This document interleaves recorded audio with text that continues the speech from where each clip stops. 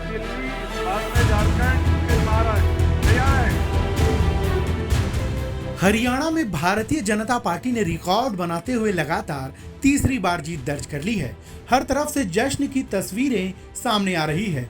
BJP ने अब तक सीएम चेहरे का खुलासा नहीं किया है, लेकिन फिर भी पद को लेकर खींचतान शुरू हो गई है। नेताओं की नजरें सीएम की कुर्सी पर लगी हुई हैं। मुख्यमंत्री पद के लिए दावेदारी की होड़ भी दिख रही है। केंद्रीय मंत्री राव इंद्रजीत सिंह ने यह कहकर अपना दावा पेश कर दिया है कि इस बार दक्षिण हरियाणा से मुख्यमंत्री बनाया जाए। राव इंद्रजीत सिंह इससे पहले भी खुलकर मुख्यमंत्री बनने की इच्छा जाहिर कर चुके हैं। गुड़गांव से सांसद राव इंद्रजीत सिंह ने कहा कि जिस इलाके ने 3 बार बीजेपी को सत्तासीन किया है, उसे तवज्जो देनी चाहिए। चुनाव प्रचार के दौरान भी राव इंद्रजीत सिंह ने अपनी इच्छा खुलकर जाहिर की थी। 2014 और 2019 की तरह दक्षिण हरियाणा में इस बार फिर बीजेपी को बम्पर सीटें मिली हैं। गुरुग्राम की सभी 4 सीटों पर कमल खिला है, तो फरीदाबाद और पलवल की 9 सीटों में 7 पर भगवा परचम लहराया है। महज 2 सीटों पर कांग्रेस को जीत मिली। राव इंद्रजीत सिंह दक्षिण हरियाणा के कद्दावर नेता हैं। कभी कांग्रेस की ताकत रहे राव इंद्रजीत सिंह ने दक्षिण हरियाणा को बीजेपी का गढ़ बनाने में अहम भूमिका निभाई है। हालांकि अटेली सीट से उनकी बेटी आरती सिंह राव को बड़ी मुश्किल से जीत हासिल हुई। आरती ने 3085 वोटों से जीत हासिल की। उन्हें बीएसपी के अत्तर लाल ने कड़ी टक्कर दी। मैं आज आपसे ये कहना चाहता हूँ मोटे मोटे तौर के अंदर कि भाई पार्टी के डिसिप्लिन में मैं रहा, पार्टी के डिसिप्लिन में आरती रही। हमने चाहा कि नरेंद्र भाई मोदी को प्रधानमंत्री बना दिया जाए, तुमने बनाया, हमने बनाया, अभी भी आज के दिन देश की जनता ने बनाया, नरेंद्र भाई मोदी बन गया। हरियाणा का चीफ मिनिस्टर कौन बनेगा? ये सवाल अब हमारे सामने आएगा, तो सोचेंगे, विचारेंगे, बात करेंगे, पार्टी से भी करेंगे, पार्टी की टिकट लड़ने की कोशिश करेंगे।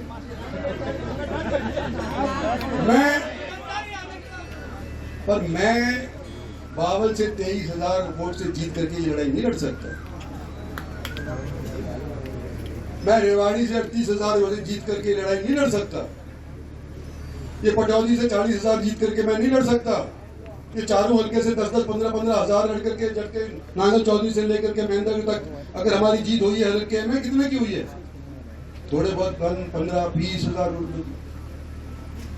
यहाँ तो अब सिर्फ 2 ही कैंडिडेट थे आमने सामने, कांग्रेस था और इंडिया था ना, ये जिन इंडिया था। आने वाले समय तो 4 जगह बैठेंगी, 4 जगह। तो हमारा सारा इकट्ठा रहा तो बात बढ़ जाएगी, नहीं है तो फिर ये सोचने की बात है, ये बाद में बात करूंगा। आज तो मैं आपका दिल से मैं सीएम की कुर्सी चाहता हूं, राव इंद्रजीत सिंह। विधानसभा चुनाव से पहले ही केंद्रीय मंत्री राव इंद्रजीत सिंह ने कहा था कि हां, मैं खुद के लिए सीएम की कुर्सी चाहता हूं, क्योंकि यहां की जनता समझती है कि सरकार बनवाने के बावजूद उसको प्रतिनिधित्व नहीं मिलता है।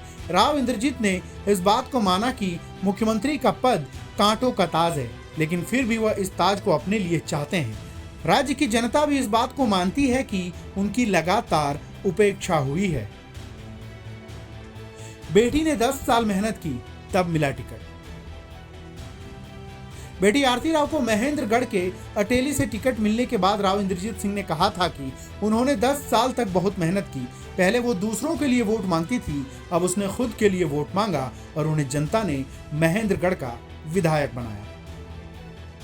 सैनिक की तारीफ कर चुके हैं पीएम। बता दें कि इससे पहले अंबाला से कई बार के विधायक और सूबे में भारी भरकम मंत्रालय संभाल चुके बीजेपी के कद्दावर नेता अनिल विज भी खुद को मुख्यमंत्री पद का दावेदार बता चुके हैं। उन्होंने कहा था, पार्टी में अपनी वरिष्ठता के आधार पर सीएम पद के लिए दावा पेश करेंगे। आप मुख्यमंत्री का आपने दावा किया है क्या? इसके बाद नहीं, मैंने दावा देखो कभी नहीं किया।